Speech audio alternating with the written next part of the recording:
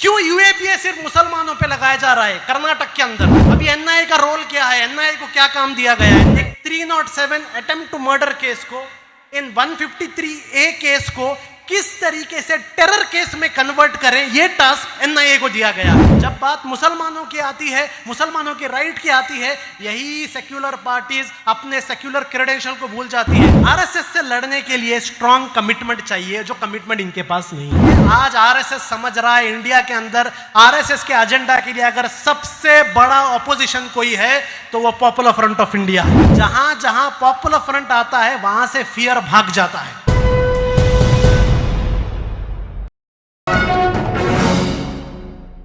क्यों यूएपीए सिर्फ मुसलमानों पे लगाया जा रहा है कर्नाटक के अंदर? एक वीक के अंदर, 1 वीक के अंदर 3 मर्डर हुए। मसूद, प्रवीण, फाजिल, 3 मर्डर हुए। मसूद के मर्डर में no compensation, no UAPA, no NIA.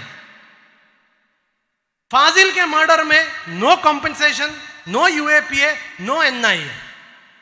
Praveen के मर्डर में यूएपीए, एनआईए, कॉम्पेंसेशन, हैरेसमेंट, हर चीज। ये किसके लिए है रूल्स? एनआईए का काम क्या है आज इंडिया में? केरला में आई थी एनआईए निकाह को इन्वेस्टिगेट करने के लिए, लेकिन अभी एनआईए का रोल बदल गया है। अभी एनआईए का रोल क्या है? एनआईए को क्या काम दिया गया है? एनआईए का काम है एक 302 मर्डर केस को, एक 307 अटेम्प्ट टू मर्डर केस को, इन 153A केस को किस तरीके से टेरर केस में कन्वर्ट करें, यह टास्क एनआईए को दिया गया है। पूरे इंडिया में एनआईए कहां पर भी रेड करता है, रेड के बाद प्रेस रिलीज में लास्ट में एक लाइन आता है। वो लाइन में क्या लिखा जाता है?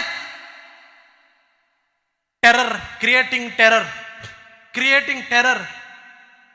और एनआईए को पता है, बीजेपी को पता है कि कोर्ट में, ट्रायल में वो प्रूव नहीं कर सकते। लेकिन इस गवर्नमेंट की नई पॉलिसी है, इस गवर्नमेंट की नई पॉलिसी है, हमें प्रूव नहीं करना है, हमें सिर्फ हैरेस करना है, हम बेल ही नहीं देंगे। इसलिए आप देखिए, जामिया के बच्चे, जेएनयू के बच्चे, कैंपस फ्रंट के स्टूडेंट्स, अंशद और फिरोज, सिद्दीक कापन, इन्हें बेल भी नहीं मिलता। वहीं पर आप देखेंगे कर्नाटक के अंदर फाजिल के मर्डर में जिन लोगों को अरेस्ट किया गया था, 1 महीने के अंदर उन्हें बेल हो जाता है। 1 महीने के अंदर बेल हो जाता है, 1 महीने के अंदर वो बाहर आ जाते हैं, फ्री हो जाते हैं। बिल्किस बानो का रेप होता है, पूरी दुनिया शॉक में हो जाती है, उनको फ्री किया जाता है। पूरे दुनिया में एक आवाज उठती है, कोई केयर नहीं करता। असल में यह गवर्नमेंट मैसेज दे रहा है, असल में यह गवर्नमेंट मैसेज दे रहा है कि we don't care, we don't care. हम लोग एंटी मुस्लिम एक्टिविटीज को अब छुपाएंगे नहीं। आरएसएस का एजेंडा अभी हिडन नहीं है, पहले हिडन था। अभी आरएसएस का एजेंडा हिडन नहीं है, आरएसएस का एजेंडा ओपन है। इस ओपन एंटी मुस्लिम एजेंडा को आरएसएस लेके गई है और उस एंटी मुस्लिम एजेंडा को इंप्लीमेंट करने के लिए अलग अलग इंस्टीट्यूट्स को इस्तेमाल किया जा रहा है, अलग अलग एजेंसीज को इस्तेमाल किया जा रहा है। अब मुस्लिम कम्युनिटी का भी मैं चंद बातें आपके सामने रखना चाहता हूं। सिर्फ दूसरों के बारे में बोलेंगे तो काफी नहीं है। मुस्लिम कम्युनिटी के अंदर एक प्रॉब्लम यह है, हम सोच रहे हैं कि चंद सेक्युलर लीडर्स हैं, ये लोग हमारी हिफाजत कर देंगे। हमारी एक प्रॉब्लम है, हम लोग यहां वहां मसीहा को ढूंढते हैं। मसीहा केरला में पिनरायन विजयन, तमिलनाडु में स्टालिन, वहां ममता। इतना इनके ऊपर एक इज्जत, इतना इनके ऊपर भरोसा, सिर्फ उनके नाम के आगे रजी अल्लाह ताला अन्हु लगाना बाकी है। सिर्फ ये पेंडिंग है, बाकी सब हो गया, बाकी सब हो गया। लेकिन मैं आपके सामने एक बात कहता हूं, ये जो सेक्युलर पार्टीज के पीछे आप लोग जा रहे हैं, याद रखिए, इन सेक्युलर पार्टीज के सामने जब 2 ऑप्शन आएगा, इन सेक्युलर लीडर्स के सामने जब 2 ऑप्शन आएगा, एक ऑप्शन मुस्लिम्स के राइट्स के बारे में बात करना और सेकंड ऑप्शन मेजॉरिटी वोट्स को प्लीज करना, तो ये सेक्युलर पार्टीज जो हैं मुस्लिम राइट्स के प्रोटेक्शन के लिए नहीं, मेजॉरिटी वोट्स के लिए काम करेगी। याद रखिए इस चीज को। केरला में हमने देखा, केरला में क्यों आलेपी के प्रोग्राम के बाद आपको क्यों लगता है कि इतना पॉपुलर फ्रंट के खिलाफ सीपीएम लगी? यहां बीजेपी की गवर्नमेंट नहीं, या सीपीएम थी। वो इसलिए क्योंकि एर्नाकुलम में एक असेंबली इलेक्शन था और सीपीएम को उस असेंबली इलेक्शन में मेजॉरिटी कम्युनिटी का वोट चाहिए था। जब मेजॉरिटी कम्युनिटी की वोट चाहिए, उस वक्त सीपीएम ने मुस्लिम्स के राइट्स को भी रिजेक्ट कर दिया, मुसलमानों के घरों में रेड किया, क्योंकि सीपीएम को मेजॉरिटी कम्युनिटी को दिखाना था कि हम प्रो मुस्लिम नहीं हैं, हम प्रो मुस्लिम नहीं हैं। और यह बीमारी सिर्फ सीपीएम की नहीं है। तेलंगाना के अंदर रसूलुल्लाह सल्लल्लाहु अलैहि वसल्लम के शान में गुस्ताखी करने वालों के ऊपर लाइट केस लग जाता है, लेकिन अब्दुल कादिर नाम का एक शख्स जो एक जेन्युइन मार्शल आर्ट एकेडमी चलाता है, उसके ऊपर यूएपीए वहां की टीआरएस गवर्नमेंट लगाती है। हर सेक्युलर स्टेट्स में आप देखिए, हर सेक्युलर स्टेट में आपको यही दिखेगा। जब बात मुसलमानों की आती है, मुसलमानों के राइट की आती है, यही सेक्युलर पार्टीज अपने सेक्युलर क्रेडेंशियल को भूल जाती है। ये लोग गांधी को बहुत याद करते हैं, लेकिन जब जरूरत पड़ता है तब गांधी को भूल जाते हैं। आपको पता होना चाहिए, गांधी के ऊपर भी, महात्मा गांधी के ऊपर भी आरएसएस के लोगों ने एक लेबल लगाया था। वो लेबल क्या था कि महात्मा गांधी प्रो मुस्लिम है। गोडसे को महात्मा गांधी से प्रॉब्लम क्या था?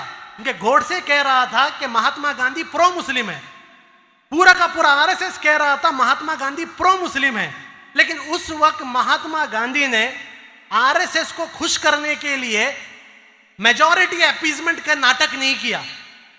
जो है वो है, यह बात उन्हें पसंद नहीं आई, इसलिए हमने देखते हैं कि गोडसे ने जाकर गांधी को मर्डर कर दिया। इंडिया का सबसे बड़ा टेरर अटैक हुआ, महात्मा गांधी का मर्डर किया गया।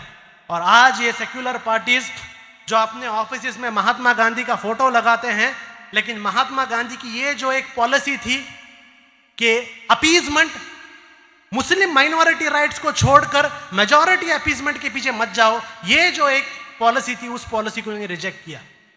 दूसरा चीज, आरएसएस से लड़ने के लिए स्ट्रॉन्ग कमिटमेंट चाहिए, जो कमिटमेंट इनके पास नहीं है।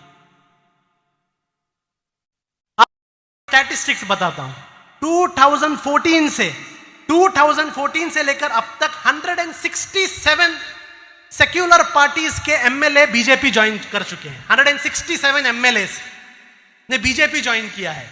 उस 167 में 100 कांग्रेस के लोग हैं, मोर देन 100 कांग्रेस के लोग हैं। यानी जहां पर मुस्लिम कम्युनिटी बीजेपी को दूर रखने के लिए, बीजेपी के कम्युनल एजेंडा को हराने के लिए, जहां पर मुस्लिम कम्युनिटी ने इन सेक्युलर पार्टीज को वोट दिया, वो सेक्युलर पार्टीज इलेक्शन में जीतने के बाद बीजेपी को सेक्युलर लोगों ने हरा दिया, लेकिन सेक्युलर पार्टीज ने बीजेपी को जिता दिया। मध्य प्रदेश, महाराष्ट्र, कर्नाटक, मणिपुर, अरुणाचल प्रदेश, इस सारे स्टेट में आप देखिए वहां पर बीजेपी हार गई थी। गोवा बीजेपी हार गई थी, लेकिन बीजेपी को जिताया किसने? वहां पर बीजेपी को जिताया इन्हीं सेक्युलर पार्टीज ने। तो देखिए, आप इन पर जो एक भरोसा है, वो भरोसा आंख भर करके करना, ये भी कोई भी एक अक्लमंदी की बात नहीं। मुसलमानों को अपना एक पॉलिटिकल स्ट्रैटेजी जरूरी है, और इंडियन कॉन्स्टिट्यूशन में, इंडियन डेमोक्रेटिक सिस्टम में आइडेंटिटी पॉलिटिक्स कोई हराम नहीं है। आइडेंटिटी पॉलिटिक्स एक कम्युनिटी के पास एक टूल है जिससे वो अपने पॉलिटिकल रिप्रेजेंटेशन के लिए काम करें। तो अब वक्त आ गया है एक पॉलिटिकल आइडेंटिटी की तरफ, एक पॉजिटिव पॉलिटिक्स के बारे में सोचने का वक्त आ गया है, क्योंकि जिन पर आपने भरोसा किया वो ये आरएसएस के थ्रेट से नहीं लड़ सकते। ये जो आज इंडिया के अंदर अपोजिशन पार्टीज बहुत हैं, लेकिन इंडिया में ऑपोजिशन नहीं है। इंडिया में ऑपोजिशन पार्टीज बहुत हैं, लेकिन ऑपोजिशन नहीं है। इसलिए आज आरएसएस समझ रहा है इंडिया के अंदर आरएसएस के एजेंडा के लिए अगर सबसे बड़ा ऑपोजिशन कोई है तो वो पॉपुलर फ्रंट ऑफ इंडिया है। इसमें कोई दो राय नहीं। क्यों आरएसएस पॉपुलर फ्रंट को अपना अपोजिशन समझता है। क्यों आरएसएस को हमारे से इतना प्रॉब्लम है, उसके चंद रीजंस है, वो रीजंस मैं आपके सामने रखता हूं। आरएसएस का फुल एजेंडा खौफ, डर, फियर, इसके ऊपर है आरएसएस का एजेंडा। अगर फियर नहीं रहा तो आरएसएस का एजेंडा नहीं चलेगा। आरएसएस के एजेंडा में सबसे इंपॉर्टेंट एजेंडा फियर है। आरएसएस चाहता है कि फियर डालें, लेकिन जहां जहां पॉपुलर फ्रंट आता है वहां से फियर भाग जाता है। तो आरएसएस का जो ये फियर का एजेंडा है, उस फियर के एजेंडे को पॉपुलर फ्रंट डिमोलिश करता है। ये एक रीजन है। आरएसएस चाहता है कि इंडियन मुस्लिम कम्युनिटी एक अनऑर्गेनाइज मुस्लिम कम्युनिटी हो। अभी आपने देखा आज नरेंद्र मोदी ने चीता लाया। चीता क्या करता है? चीता एक ऑर्गेनाइज हिरनों पर अटैक नहीं करता। चीता जो है उस हिरन को अलग कर कर, एलियनेट कर कर, सिंगल कर कर अटैक करता है। और आरएसएस हमेशा चाहता है कि मुस्लिम कम्युनिटी एलियनेट हो, डिवाइडेड हो, अनऑर्गेनाइज्ड हो। लेकिन पॉपुलर फ्रंट ने इस मुस्लिम कम्युनिटी को ऑर्गेनाइज कर दिया है। यह उन्हें बर्दाश्त नहीं। तीसरा चीज, वो चाहते हैं इंडियन मुस्लिम्स को कॉन्स्टिट्यूशन के बारे में पता ना चले, अपने राइट्स के बारे में पता ना चले। जिस दिन से पॉपुलर फ्रंट इंडिया के सीन में आया है, हमने इंडियन मुस्लिम कम्युनिटी को उनके लीगल राइट्स और उनके कॉन्स्टिट्यूशनल राइट्स के बारे में बताया है। और यह बात मैं पॉपुलर फ्रंट का जनरल सेक्रेटरी आपके सामने नहीं कह रहा हूं। पॉपुलर फ्रंट के बारे में 2 रिसर्च स्टडीज हुए हैं। 2 रिसर्च स्टडीज हुए हैं। पहला रिसर्च स्टडी ऑक्सफोर्ड यूनिवर्सिटी में एक पीएचडी स्कॉलर डॉक्टर एमरिच ने पॉपुलर फ्रंट पर किया है। उस ऑक्सफोर्ड के स्कॉलर ने पॉपुलर फ्रंट के बारे में क्या कहा कि पॉपुलर फ्रंट ऑफ इंडिया ने मुस्लिम्स को आइडेंटिटी के छोटे छोटे पॉलिटिक्स से बाहर निकालकर सिटीजन पॉलिटिक्स के तरफ लेके आए हैं। और रिसेंटली आईआईटी मद्रास में भी पॉपुलर फ्रंट के बारे में एक रिसर्च पेपर आया है, एशियन सर्वे जर्नल में आया है। अगर आप वो सर्वे पढ़ेंगे, आईआईटी का रिपोर्ट पढ़ेंगे, आईआईटी मद्रास के रिपोर्ट में आता है कि इंडिया में पॉपुलर फ्रंट ने मुस्लिम कम्युनिटी के अंदर लीगल प्रैग्मेटिज्म लाया है। ये जो चीज आरएसएस तोड़ना चाह रहा था, ये पॉपुलर फ्रंट ने लाया है। एक जमाने में हम कहते थे, आज ऑक्सफोर्ड यूनिवर्सिटी और आईआईटी मद्रास कह रहा है। यह पॉपुलर फ्रंट का कंट्रीब्यूशन है। आरएसएस चाहता है कि उनके एजेंडा के सामने कोई ना रुके, लेकिन पॉपुलर फ्रंट एक कल्चर को प्रमोट कर रहा है। वो कल्चर ये है कि अगर आपके सामने इनजस्टिस होता है तो खामोश नहीं रहना है, इनजस्टिस के खिलाफ बात करना है। ये जो एक बात करने का एक कल्चर, एक एटीट्यूड पॉपुलर फ्रंट ने शुरू किया है, इसलिए पॉपुलर फ्रंट से प्रॉब्लम है।